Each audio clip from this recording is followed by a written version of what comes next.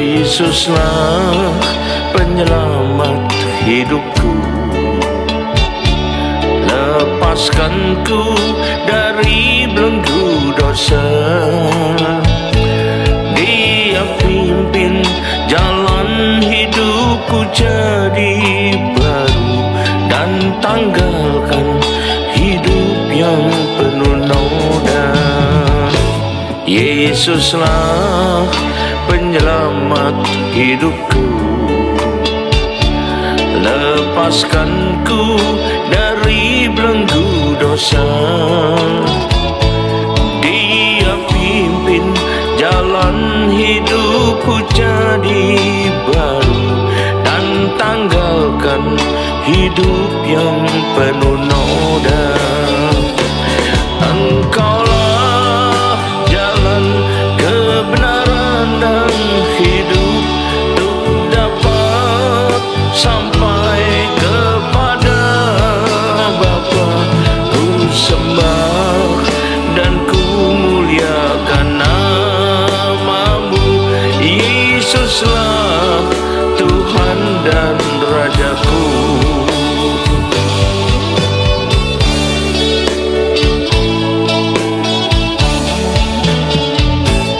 Yesuslah penyelamat hidupku, lepaskanku dari belenggu dosa. Dia pimpin jalan hidupku jadi baru, dan tanggalkan hidup yang penuh noda. Engkaulah jalan kebenaran dan hidup, untuk dapat sampai kepada Bapa. Ku sembah dan ku muliakan namamu, Yesuslah Tuhan dan Rajaku. Yesuslah Tuhan dan Rajaku. Yesuslah Tuhan dan Rajaku. Amin.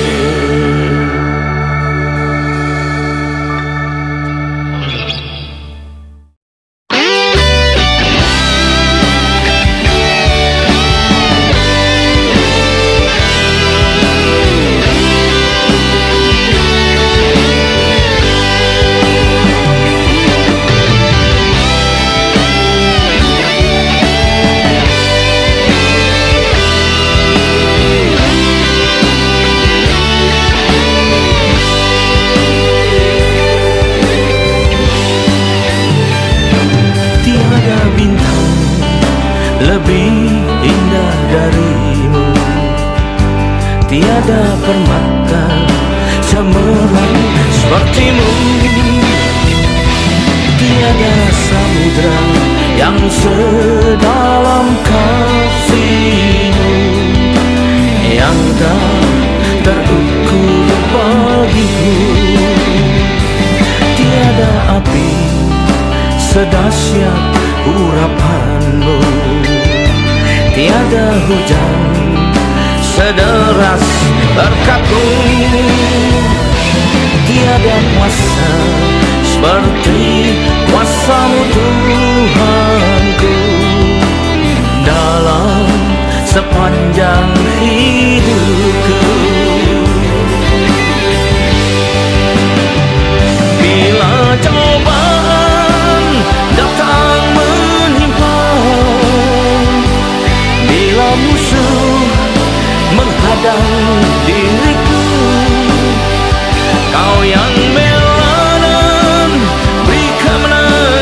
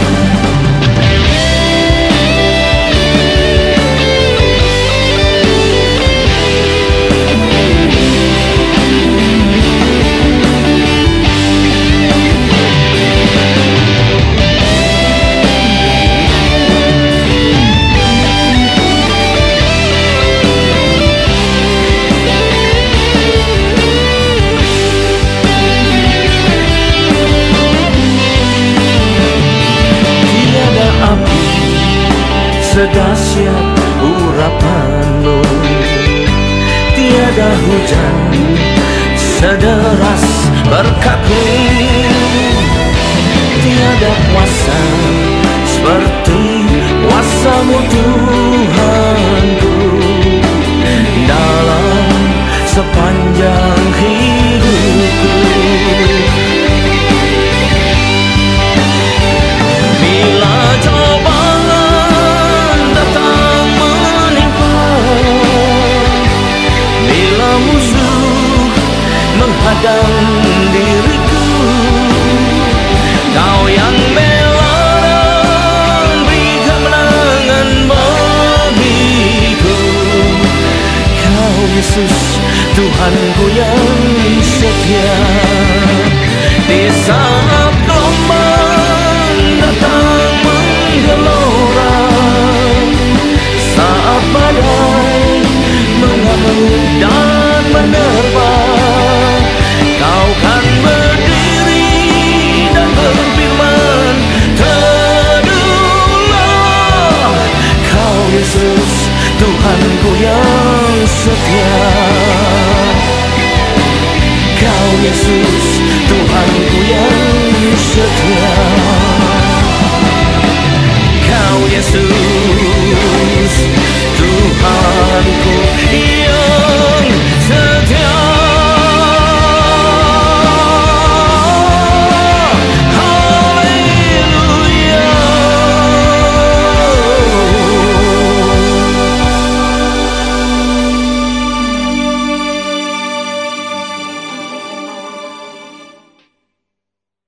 Shalom, selamat berjumpa kembali saudara kasih Tuhan. Mari kita persiapkan diri kita untuk masuk dan terima firman Tuhan. Sebelumnya marilah kita masuk dalam doa. Terima kasih Tuhan, kami umat-Mu siap menyambut firman-Mu. Urapilah kami semua dan urapi hamba-Mu ini akan menyampaikan firman-Mu agar tidak kembali dengan sia-sia, tapi boleh tumbuh dalam hidup kami dan menghasilkan buah yang baik dan berlipat ganda, yaitu sampai 30 kali, 60 kali, bahkan 100 kali ganda.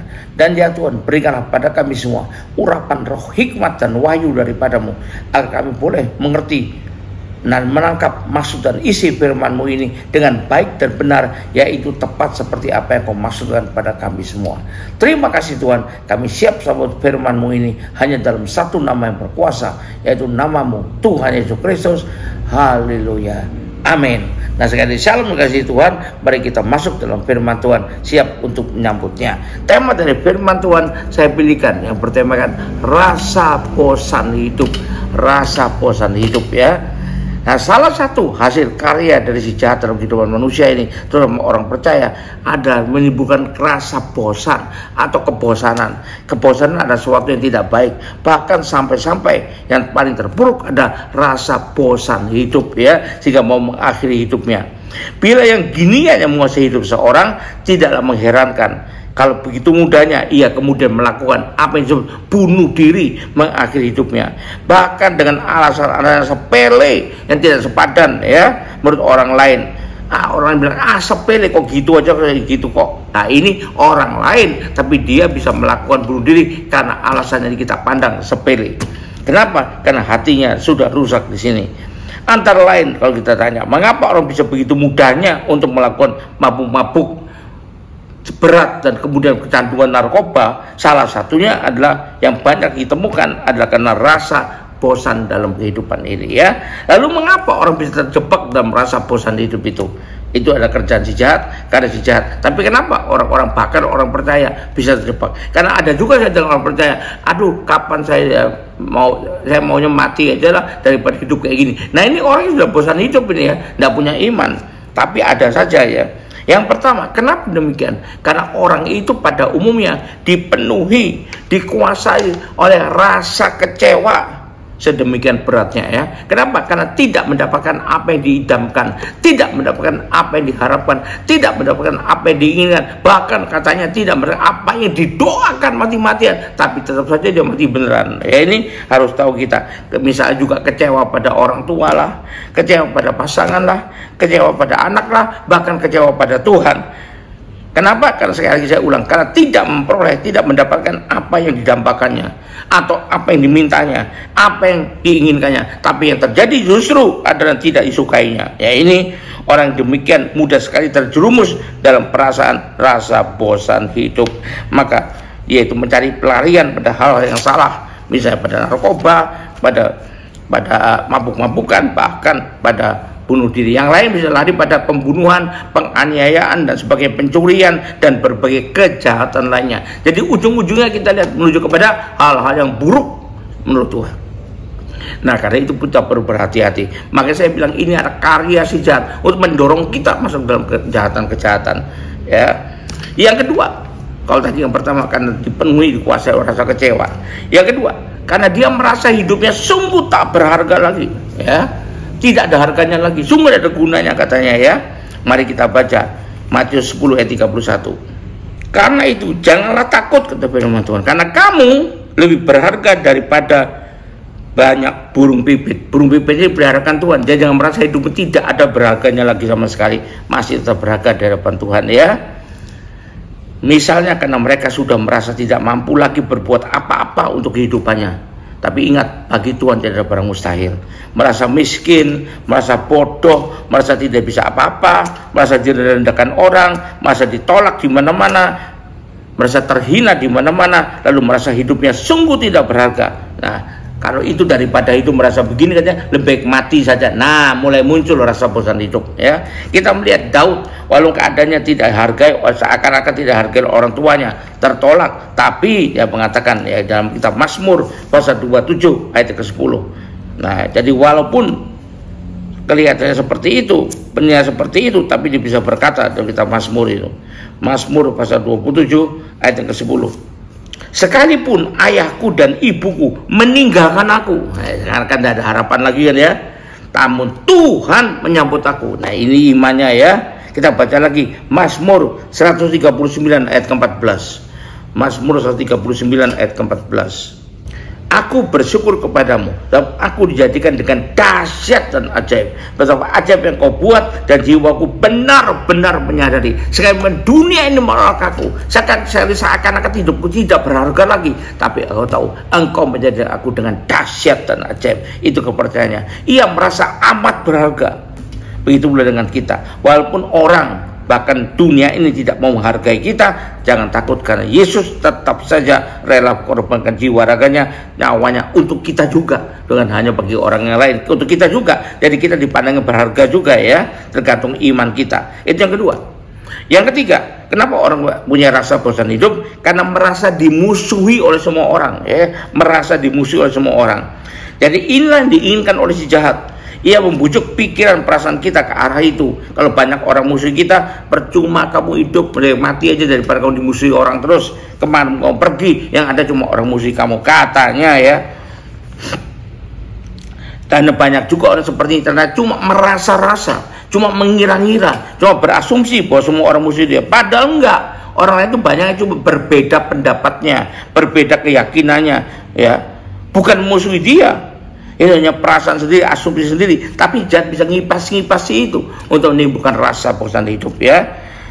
Merasa itu beban sangat berat menimpanya, padahal Tuhan mengatakan di Matius 11 ayat 28. Kalau kita baca firman Tuhan dengan baik, maka kita ngerti. Tuhan juga mengatakan di Matius 11 ayat 28. Tuhan berkata, sekalipun kita merasa beban kita sangat berat ya, marilah kepadaku semua yang letih lesu dan berbeban berat. Jangan lagi merasa dipusuhi semua orang saja, dan aku akan memberi kelegaan kepadamu. Nah ini, maka perlu bagi kita untuk selalu datang kepada Tuhan, dan jangan larut dalam perasaan sendiri yang dikecok oleh si iblis itu. Itu yang ketiga.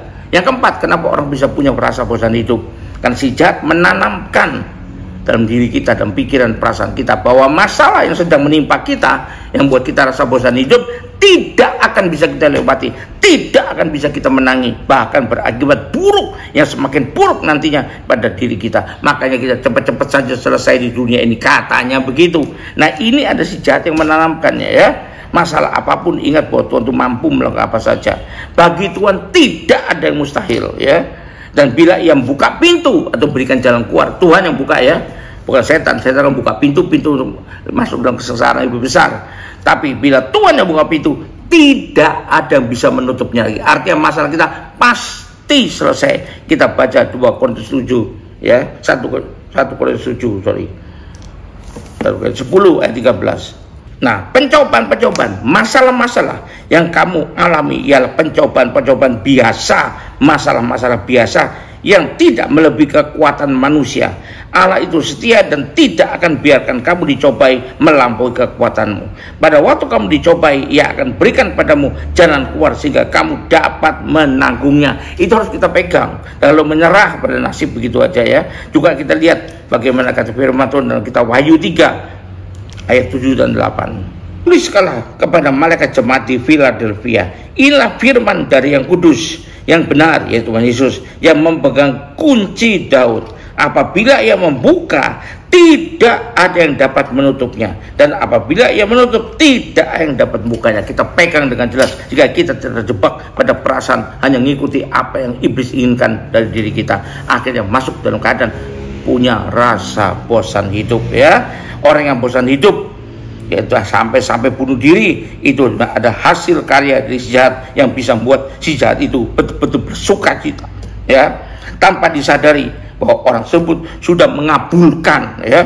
menuruti kehendak atau maunya si jahat loh ya. Makanya Tuhan amat membenci perbuatan yang demikian ini, karena ini adalah keinginan si jahat. Jadi kalau kita melakukan itu, terjebak dalam itu, berarti kita akan menyenangkan, membahagiakan si jahat. Haleluya, puji Tuhan. Mari kita akhiri ibadah ini dengan berkat dari Tuhan. Angkat 2 tanganmu, terima berkat Tuhan. Kembalilah ke aktivitas masing-masing dengan berkat terbaik dari Allah Bapa di sorga, dengan kasih karunia dan damai sejahtera dari Tuhan kita Yesus Kristus, juga dengan persekutuan, pertolongan, penghiburan, kekuatan, dan terutama urapan yang penuh Roh Kudus, yang berikan pada kita kemampuan untuk menghindar daripada karya si jahat dan betul-betul mengikuti apa firman Tuhan. Dan itulah yang menyertai kita mulai saat ini sampai sepanjang tahun ini, sampai Maranatha, Tuhan Yesus datang kembali, second coming, bahkan untuk selama-lamanya. Yang percaya dan tiba berkat Tuhan, sama-sama katakan amin. Tuhan berkati, sampai jumpa. Haleluya, Tuhan berkati.